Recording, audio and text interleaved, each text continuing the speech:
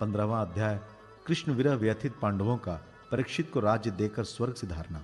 सूत जी कहते हैं, भगवान श्री कृष्ण के प्यारे सखा अर्जुन एक तो पहले ही श्री कृष्ण के विरह से क्रुश हो रहे थे। उस पर राजा युधिष्ठिर ने उनकी विषादग्रस्त मुद्रा देखकर उसके विषय में कई प्रकार की आशंकाएं करते हुए प्रश्नों की झड़ी लगा दी। शोक से अर्जुन का मुख और हृदय कमल सूख गया था, चेहरा फीका पड़ गया था। वे उन्हीं भगवान श्री कृष्ण के ध्यान में ऐसे डूब रहे थे कि बड़े भाई के प्रश्नों का कुछ भी उत्तर न दे सके। श्री कृष्ण की आंखों से ओझल हो जाने के कारण वे बढ़ी हुई प्रेम जनित उत्कंठा से परवश हो रहे थे। रथ हाँकने, टहलने आदि के समय भगवान ने उनके साथ जो मित्रता, अभिन्न हृदयता और प्रेम से भरे हुए व्यवहार किए थे, उनकी याद पर याद आ रही थी। बड़े कष्ट से उन्होंने अपने शोक का वेग रोका और हाथ से नेत्रों के आंसू पोंछे। फिर रूंधे हुए गले से अपने बड़े भाई महाराज युधिष्ठिर से कहा। अर्जुन बोले, महाराज, मेरे ममेरे भाई अथवा अत्यंत घनिष्ठ मित्र का रूप धारण कर श्री कृष्ण ने मुझे ठग लिया। मेरे जिस प्रबल पराक्रम से बड़े बड़े देवता भी आश्चर्य में डूब जाते थे, उसे श्री कृष्ण ने मुझसे छीन लिया। जैसे शरीर प्राण से रहित होने पर मृतक कहलाता है, वैसे ही उनके क्षण भर के वियोग से ही संसार अप्रिय दिखने लगता है।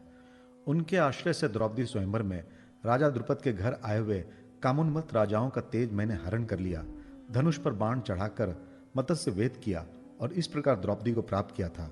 उनकी सनिधि मात्र से मैंने समस्त देवताओं के साथ इंद्र को अपने बल से जीतकर अग्निदेव को उनकी तृप्ति के लिए खांडव वन का दान कर दिया और मैं दानों के निर्माण की हुई अलौकिक कला कौशल से युक्त मायामयी सभा प्राप्त की और आपके यज्ञ में सब ओर से आकर राजाओं ने अनेक प्रकार की भेंटें समर्पित की।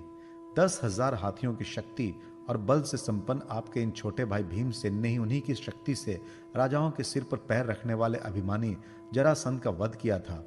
तदनंतर उन्हीं भगवान ने उन बहुत से राजाओं को मुक्त किया जिनको जरासंध ने महाभैरव यज्ञ में बलि चढ़ाने के लिए बंदी बना रखा था।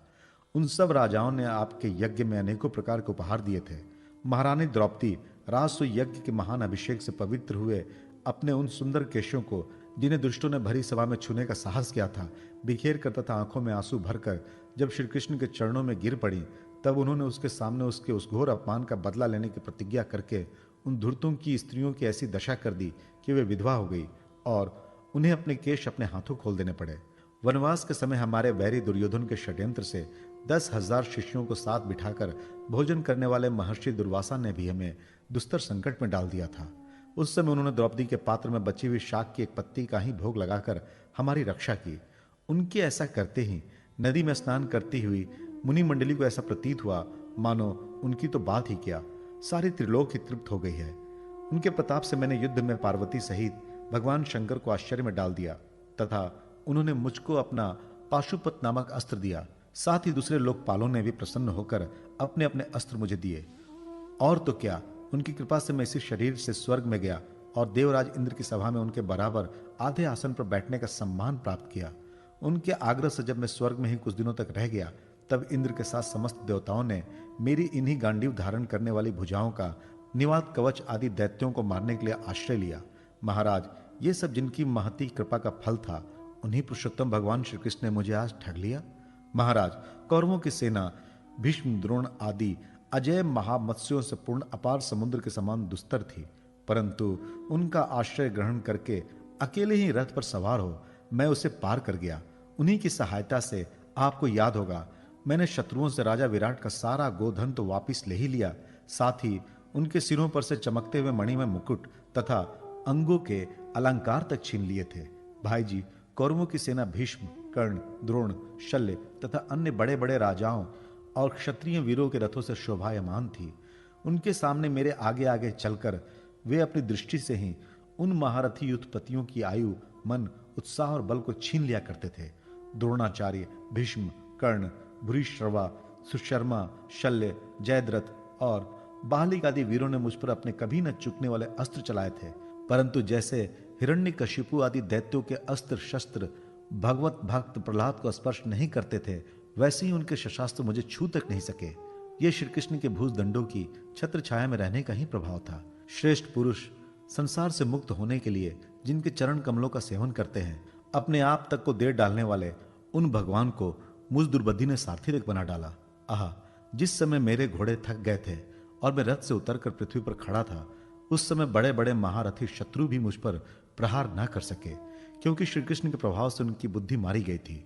महाराज माधव के उन्मुक्त और मधुर मुस्कान से युक्त विनोद भरे एवं हृदय स्पर्शी वचन और उनका मुझे पार्थ, अर्जुन, सखा, कुरुनंदन आदि कहकर पुकारना मुझे याद आने पर मेरे हृदय में उथल पुथल मचा देते हैं। सोने, बैठने, टहलने और अपने संबंध में बड़ी बड़ी बातें करने तथा भोजन आदि करने में हम प्राय एक साथ रहा करते थे। किसी किसी दिन मैं व्यंग से उन्हें कह बैठता, मित्र तुम तो बड़े सत्यवादी हो। उस समय भी वह महापुरुष अपनी महानुभावता के कारण जैसे मित्र अपने मित्र का और पिता अपने पुत्र का अपराध सह लेता है, उसी प्रकार मुझ दुर्बुद्धि के अपराधों को सह लिया करते थे।